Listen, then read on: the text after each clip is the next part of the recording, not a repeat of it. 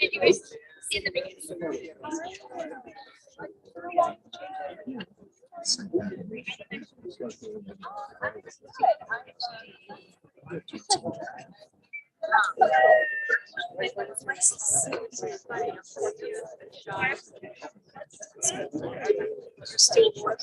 After the 5-year warning that you gave about 15 years ago. I do.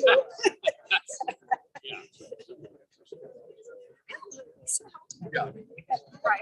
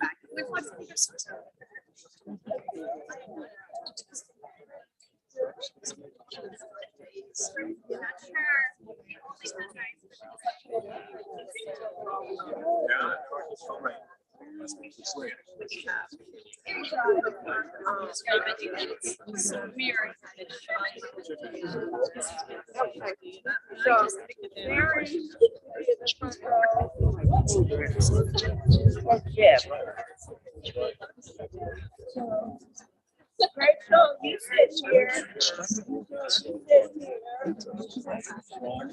a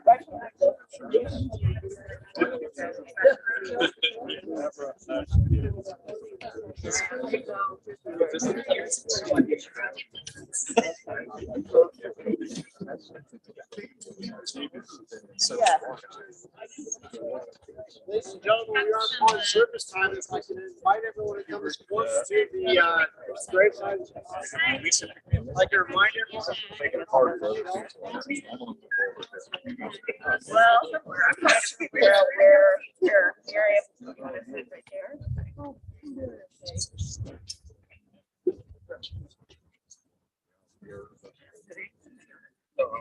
I know we were talking to, we're trying to figure out.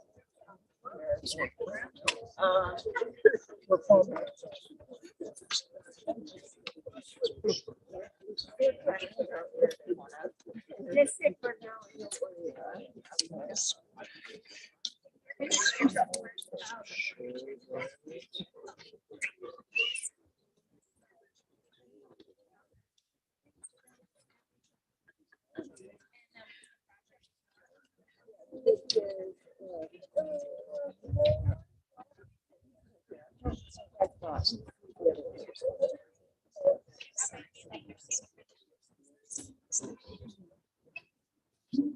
Oh, Good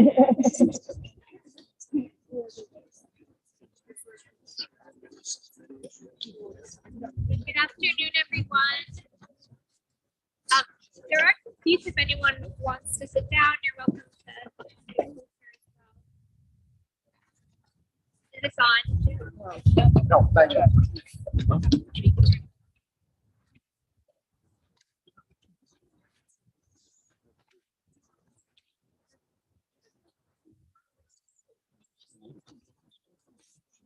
Ladies and gentlemen, if I can invite the pallbearers to make their way to the rear of the hearse. No, you're not here.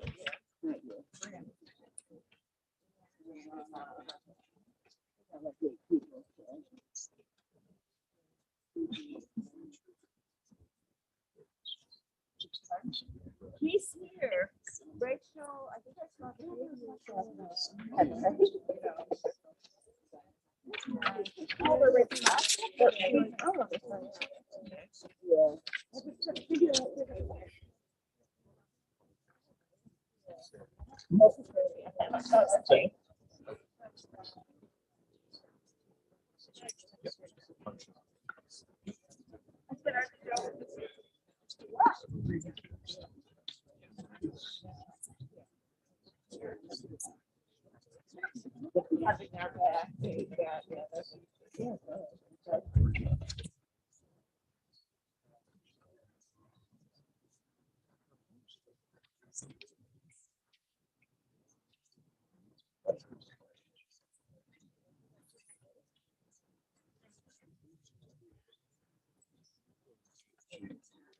Oh, she's a monster.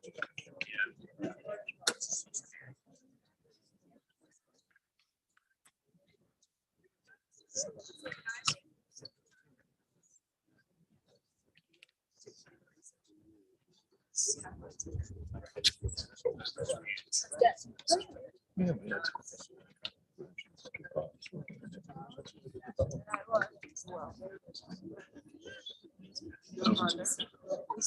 we're sitting at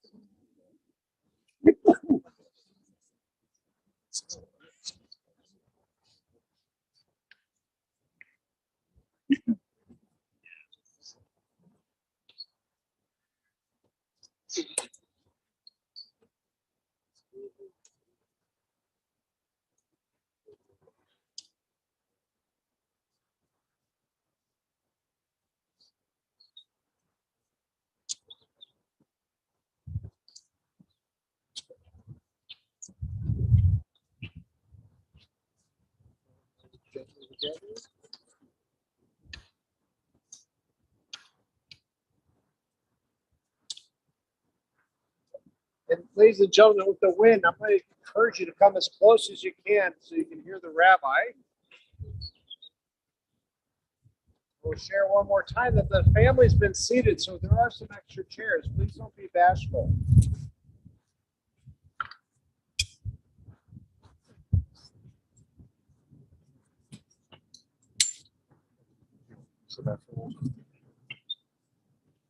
Good afternoon, everyone. My name is Rabbi Amanda Schwartz, and it's an honor to be here with you today to remember Richard.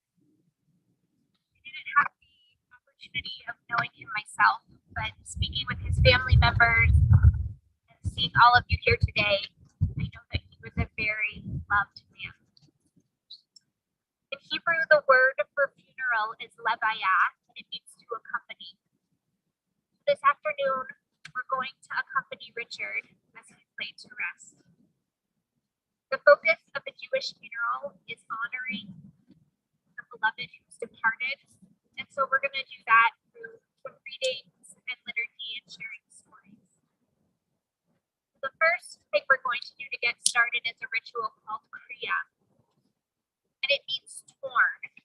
And there's a tradition of tearing either a garment or something that one attaches to their garment. And it's a way of outwardly showing how one feels inside when they've lost a loved one. Feel torn, no longer whole. And when family members wear this, it's a way of indicating to those of us who love them how they feel and to remember to treat them a little differently. I'm going to pass out these ribbons to Richard's immediate family, and there'll be some special words we'll say if we tear it.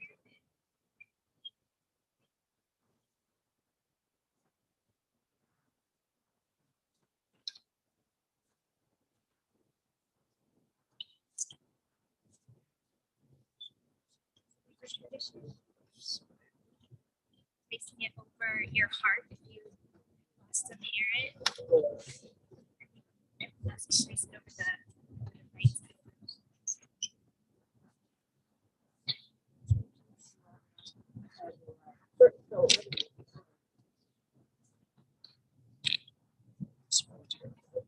side. It's well. Oh, on the left side.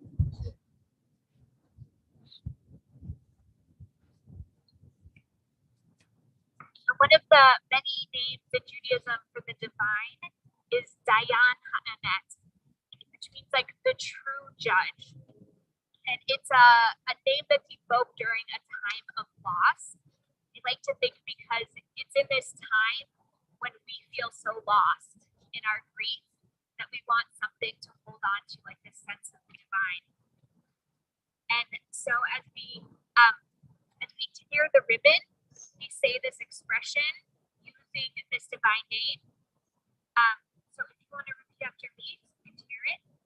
Say Baruch Atah Adonai Eloheinu melech haolam Dayan Ha'emet.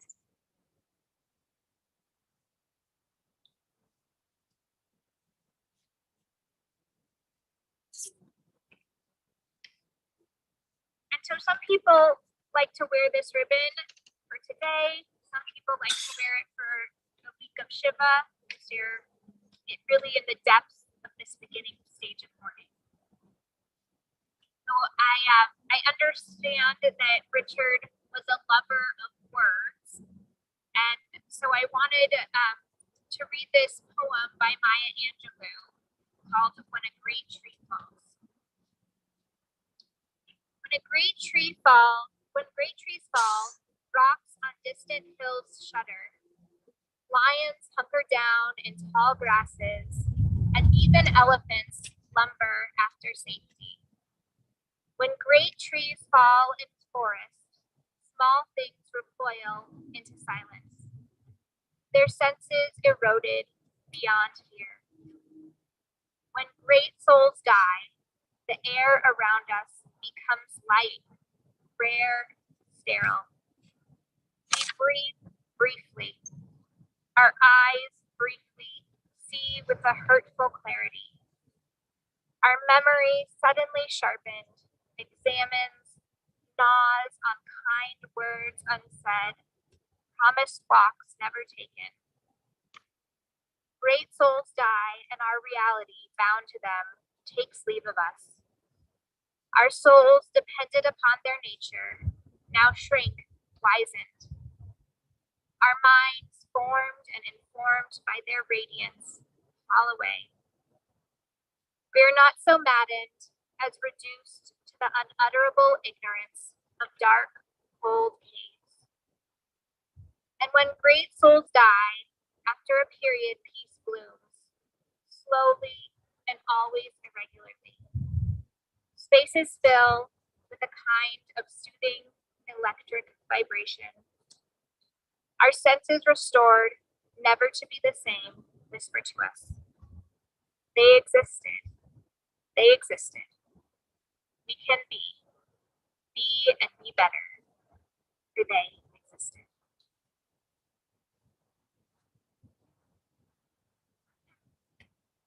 So as I said, I didn't get the opportunity to meet Richard myself, but I did get a chance to speak with Sarah and Rachel, Mary, and Aspen earlier and learn a little bit about him. And after speaking with them, I couldn't help but thinking about the sage wisdom of Ralph Waldo Emerson, who described how, among other features, a man is known by the books he reads and the company he keeps.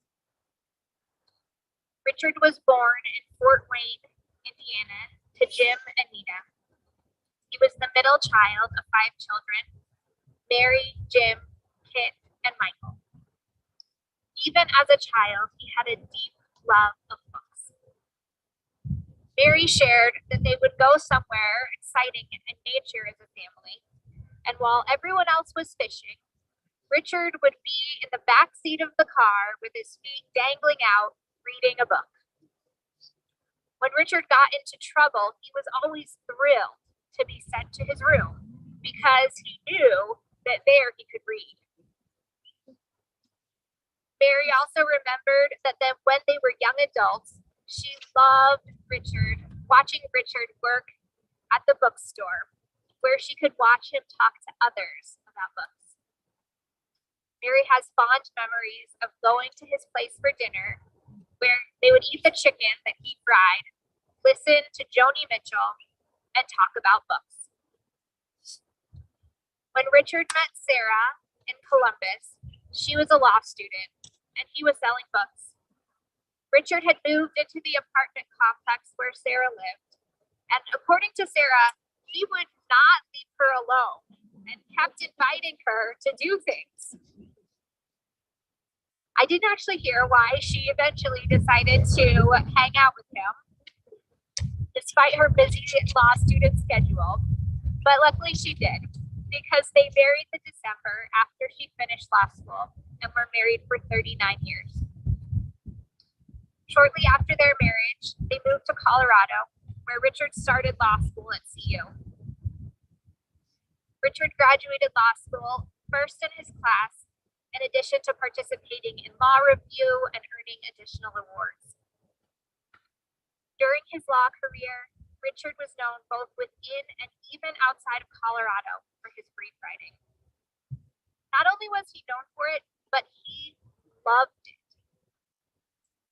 He became a partner at Brownstein, Hyatt and Barber, and eventually started his own firm with his colleague, Janine Anderson. He was recognized as a super lawyer multiple times in the 5280 magazine, and even wrote a brief for a case before the Colorado Supreme Court. In addition to a successful professional career, Richard was also an amazing partner to Sarah and father to Rachel and Joel. From the moment of their birth, Richard began reading to his children, something he never stopped, even when they were able to read to themselves. When they began having assigned readings in school, he would buy the book they were assigned so that he could read it as well and discuss the book with them. Rachel remembered that he read the entire Harry Potter series with her, being so thoughtful as to skip any parts that mentioned spiders, which terrified her. In addition to reading to Rachel, Sarah recalled that Richard spent almost every night after work in Rachel's playhouse having tea parties with her. Richard and Joel also loved to read books and talk about them together. Richard also shared his love of music with Joel. And after Joel moved out, Richard would come up with excuses for why he needed to call Joel and tasks he needed Joel to accomplish because he knew Joel would come over. Aspen shared that when she was in college, she would send her papers to Richard and they would discuss them together. In fact, it was his love of literature that was partially responsible for her choosing to double major in English. She also shared with me that her family would visit Sarah and Richard for the holidays, and the family tradition was to watch Lord of the Rings. Aspen was so happy when she was finally old enough to get to watch it, because she and Richard would go and have nerd talks together about the movie. I asked what Richard's favorite book or author was, and was told that it depended on who he was with. For as much as Richard loved books and reading, what he loved even more was time with his friends and family. What brought him joy was doing things with the ones he loved and spoiling them. He bought several first editions of Faulkner for Mary. He loved going wild at Hanukkah and buying everything that he thought his children would enjoy. And he would meticulously pick out Swarovski crystals and menorahs for Sarah because he knew she loved them. In addition to gifts themselves, he loved to spoil his loved ones with his time. Sarah told me that Richard made a point of spending as much time as possible with his children, even when they were grown up. And even though being in nature wasn't Richard's favorite thing, it was Sarah's. And so he delighted in driving her to the mountains so that she could take photos of wildlife. Every June, they would go up to Mount Evans to look for baby goats. And he never complained about these adventures, even when he wasn't feeling well. For a man who didn't mince words and who always knew where he stood, he was stoic when it came to letting others know how he felt physically. Perhaps it is for this reason that his sudden death was such a shock, even to the doctors, who repeatedly said that he was not going to die. He was just having a routine procedure. And he didn't want to die. What he wanted to do was start his retirement with Sarah. They had so many plans for what they were going to do together. Richard was a genuinely good human. He listened deeply and made those in his presence feel important. I'm sure so many of you experienced.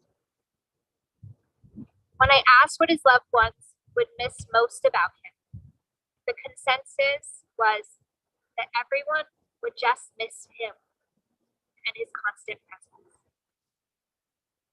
I'd like to invite up Richard's brother Jim, and after that, Richard's brother-in-law Robert to share some more about it.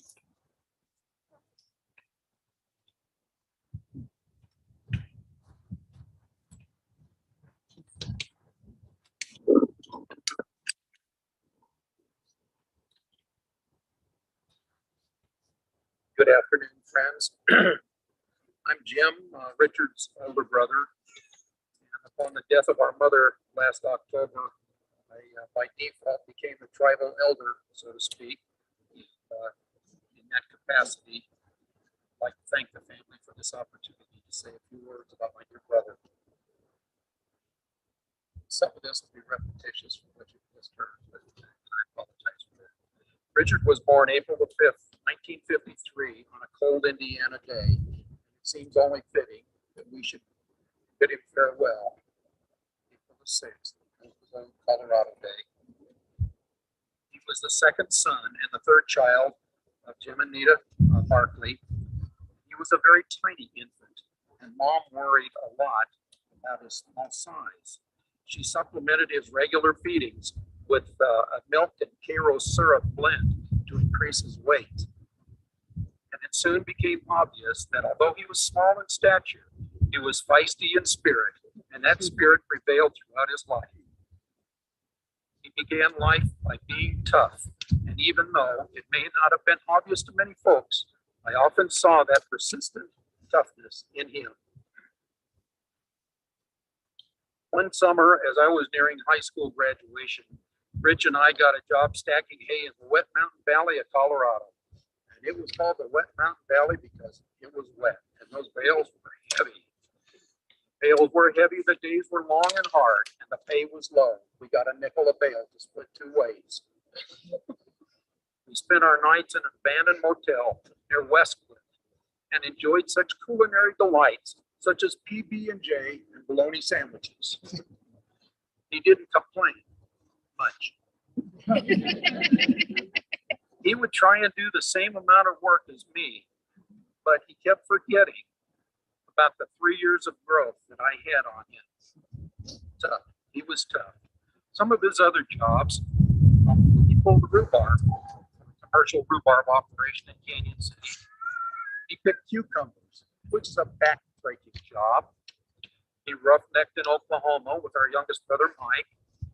He lived for a while in a tent while going to school in Alamosa. And he worked as a traveling salesman, selling books where he met Sarah. And the toughest of all, he survived law school, graduating #1 in his class at the University of Colorado. The fact that I was proud to work with many a conversation. Becoming a lawyer was a perfect fit for Richard. As a child and young adult, he always had a book with him. He read constantly. Books were some of his dearest friends, and and remained so until his death. Favorite photo of mine is of a family picnic in Grape Creek. It shows everyone picnicking with gusto, wading in the creek, except for Richard, who had his feet hanging out the window of the car, reading a book. Books were not his only friends. Perhaps his best human friend in high school was Nehemiah. Richard was with Nehemiah when he was tragically swept away and drowned by the swift waters of the Arkansas River, and it was an incident that greatly impacted Richard's life. My family and I went to Guantanamo Bay Naval Base for 3 years during the 80s to work for the Department of Defense Dependent Schools. The television viewing there was very limited, with only an armed forces station available. Richard would videotape current shows and mail the tapes to us. Everyone in the neighborhood enjoyed his efforts as the tapes were passed all around for viewing, multiplying his kindness to us. Some of you will remember that there was a sitcom that was popular in those days, Newhart, that featured Bob Newhart as the owner of a New England inn. 3 brothers were local handymen for the inn. The brothers who served as spokesman was named Larry, and he always introduced, "This is my brother Daryl, and this is my other brother Daryl." Now, my mother was not very innovative with names. He and I both are named Richard. And I was always called Jimmy, so when Richard came along, my dad still wanted a son called Richard because that was his brother's name. So, needless to say, our brother Michael got a lot of mileage saying, "This is my brother Richard, and this is my other brother Richard." One of us was always the other Richard, depending upon whose friends to whom we were introduced. I have many memories of my brother Richard and have enjoyed sharing a few of those with you today.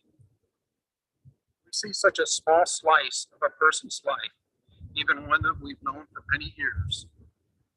It was an honor for me to share a slice of Richard's life with you, and I hope it brings comfort to you and was as sweet for you as it has been for me.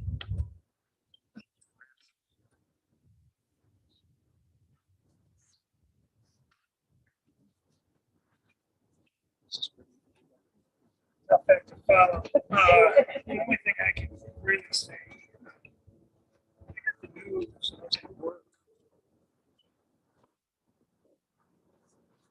My wife called me and told me it's passed. Maintenance man. Place was not disabled.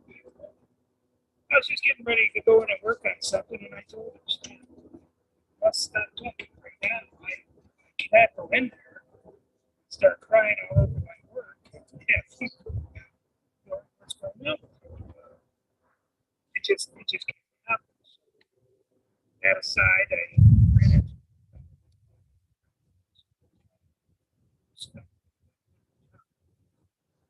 Richard. What to say besides Richard was just a great father, a great husband, a great provider. And, like I said, I can't follow that like Jones, but it's really what I know about Richard. Very kind-hearted soul. He's a good man.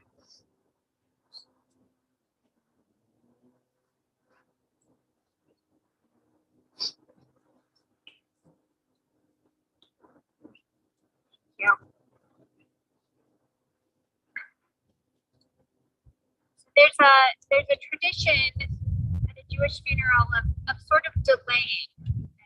We don't want to say goodbye. And often that's done as we're bringing the casket to the burial site. But we're going to do it. I want to invite you to do a reading with me, sort of inspired by Joe, before we lower the casket into the grave. Delay a little bit. Down to the bottom of page 2. There is no replacing a person of wisdom. Their minds are silver, and places where gold is refined. Iron is taken from the earth, and copper is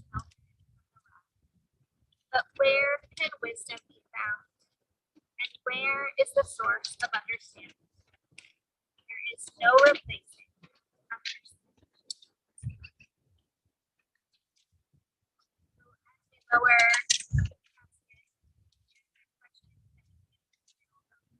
Al Mikomo, Yabo, Ashamo.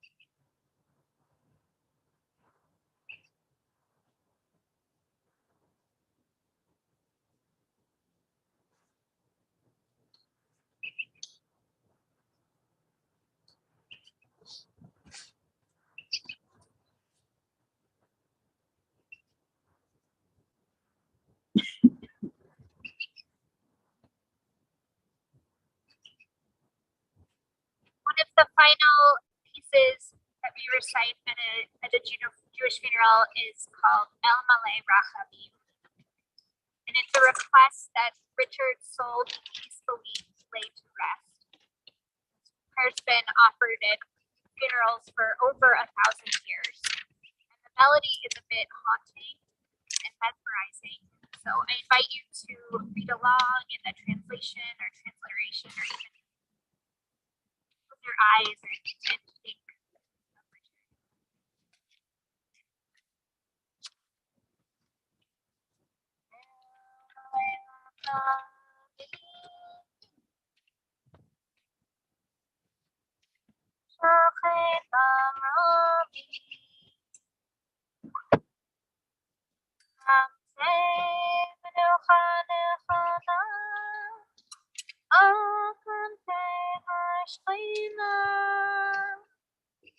במעלות קדושים וטהורים, כזוהר הרקיע מסעירי.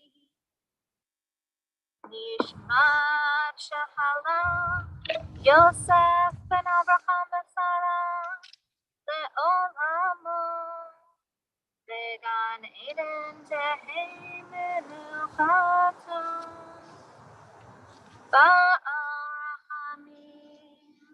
יסתירהו בסתר כנפיו לעולמים, בצרור החיים את נשמתו אדוני, ונחלתו וינוח בשלום על משכבו, ונאמר Amen.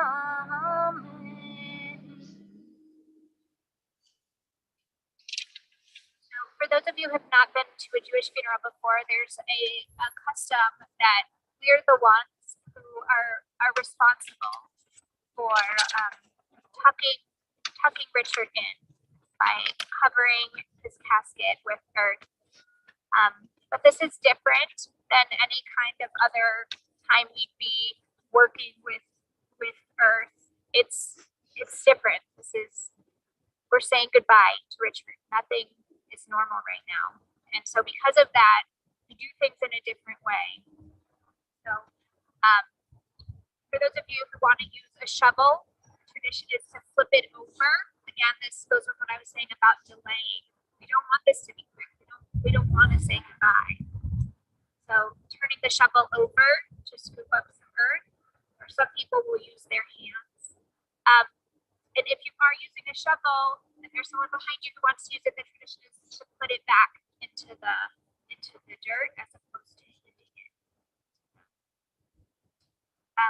And truly, you're all invited. We're all part of his lives, and this is considered one of the greatest mitzvot or the greatest act of kindness that one can do is taking care of someone after they've died.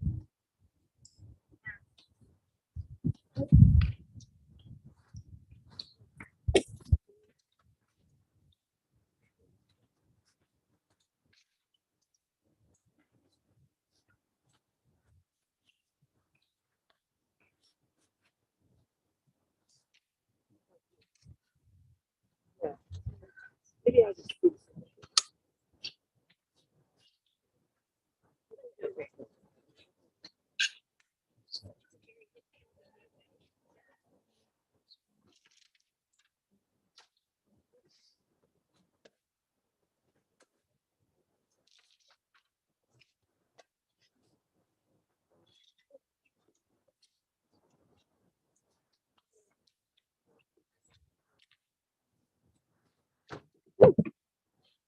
Want to start coming up?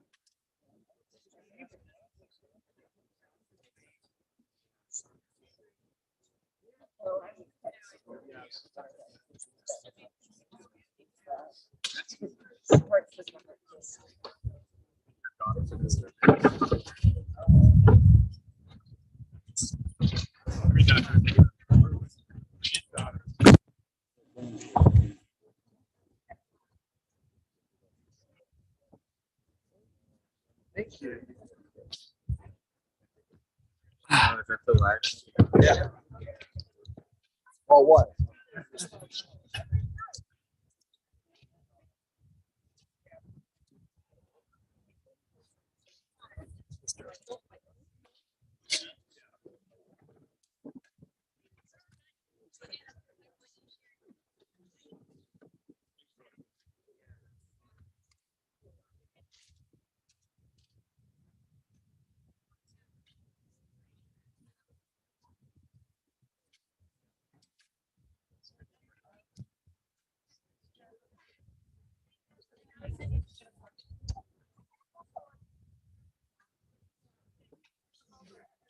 Yeah.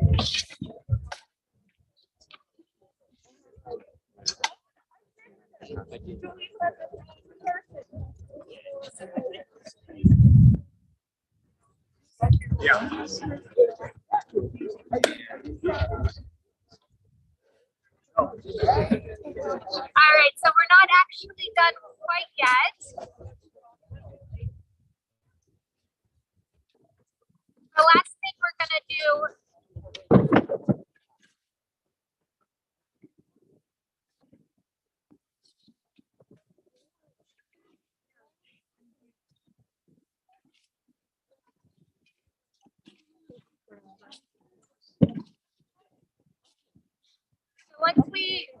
once we finish covering a little bit more, what we're gonna do is say what's known as the mourner's cottage.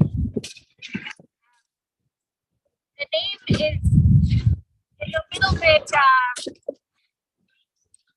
doesn't really do justice to what the prayer is, because despite being called the mourner's cottage, it actually doesn't say anything about death or mourning.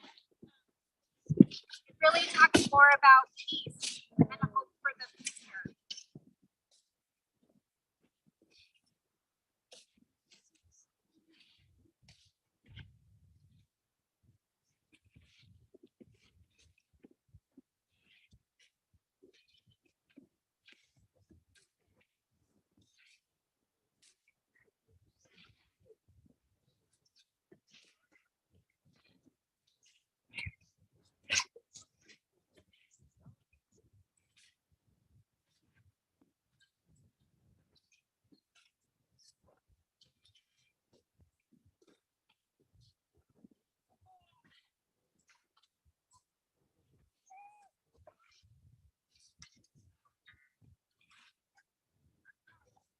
So there's a custom for those in mourning to stand during mourner's cottage.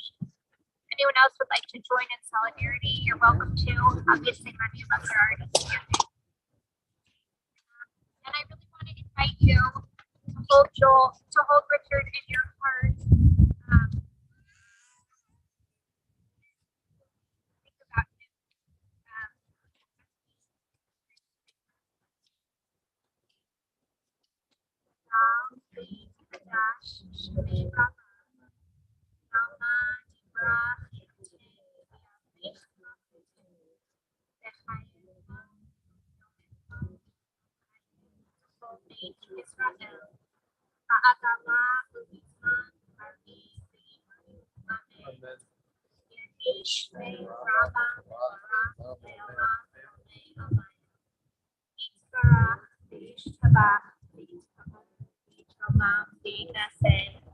Beat Hadar, Beat Haleh, Beat Halal, Shemay Dekudasha, Berechu, La'ela, Mikol, Birchata, Bashirta, Shbechata, and Nechamata, Ba'amiran, Biama, Bimru, Amen.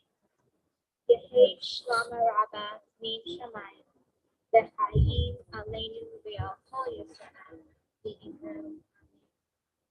Oseh, Shalom, B'Mamam, Aseh, Shalom, Aleinu, Be'al Kol Yisrael, Be'al Kol Yoshvei Tzorah. As you seated, you're welcome to be seated. The end of the funeral, it really shifts from laying Richard to rest, supporting his loved ones who are grieving. As you all know, this was a really sudden loss, and there are lots of feelings of shock. So for those of you who are able, I really want to invite you to make sure that you're there as much as possible for Richard's children and for Sarah and his siblings. It's really a time that they need you in the coming weeks and months and years. So Sarah will be having visitation. Okay, this afternoon and sometimes tomorrow and Friday as well. And what final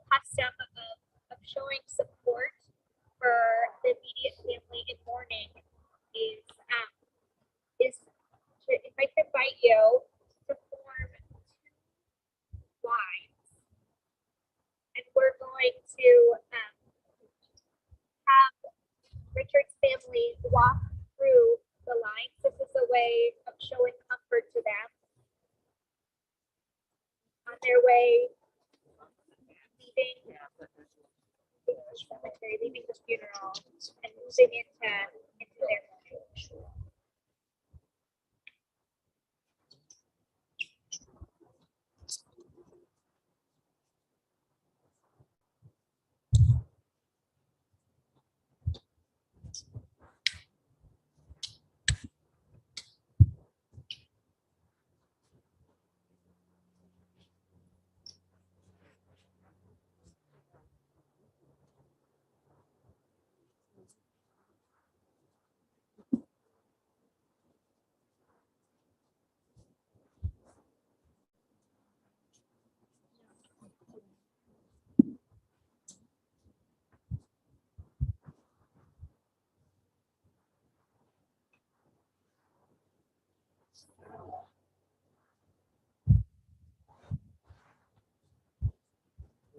Thank you. That does.